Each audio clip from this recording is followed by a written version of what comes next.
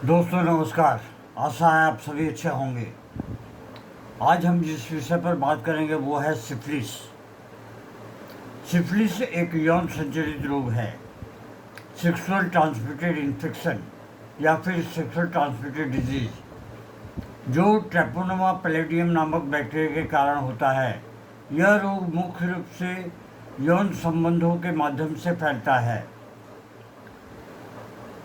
अगर किसी infected man या वीमेन के संपर्क में कोई आता है और फिर यौन संपर्क स्थापित करता है तो उसे ये होने के काफ़ी चांसेस होते हैं।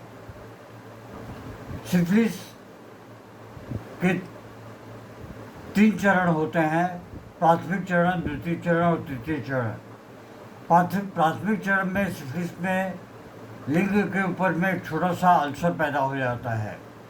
द्वितीय चरण में त्वचा पर चकत्ते या अन्य लक्षण उत्पन्न हो जाते हैं।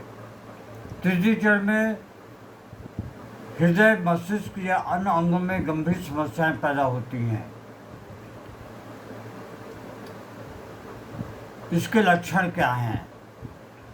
प्राथमिक लक्षण में योनि में या लिंग में एक छोटा सा अल्सर पैदा हो जाता है, चकत्ते उभर आते हैं, बुखार लगता है, मांसपेशियों में काफ़ी हद तक दर्द होता है।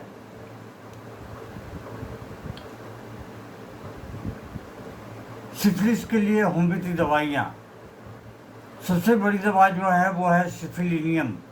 सिफिलिनियम को उच्च शक्ति में आप 15 से 20 दिन के अंतराल पर एक बार देते रहें।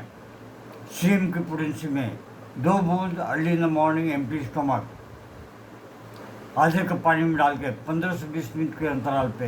उसके बाद में सहायक दवाइयों का उपयोग आप कर सकते हैं, जैसे कि मक्सॉल, मर्क्यूरियस। यह दवा सिफिलिस के लिए बहुत ही उपयोगी मानी गई है, विशेष रूप से जब यह प्राथमिक अल्सर और चकत्ते के साथ में होता है। प्राथमिक अवस्था में जब मर्क्यूरियस औषधि को देंगे तो इससे आपको काफ़ी हद तक आराम मिलेगा।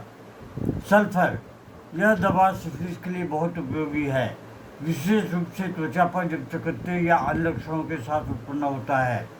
इसे 200 की पोटेंसी में सुबह में और रात में दे सकते हैं आप। गुआइकम बहुत अच्छी औषधि है। यह दवा सिफिलिस के लिए बहुत उपयोगी है, विशेष रूप से जब त्वचा पर चकत्ते या अन्य लक्षण उत्पन्न होते हों तो। ध्यान रखिए कि सिफिलिस एक बहुत ही जटिल समस्या है। अगर इस तरह की कोई स्थिति आपको आती है या पैदा होती है या आपको संदेह होता है तो आप तुरंत चिकित्सा करवाने की कोशिश करें।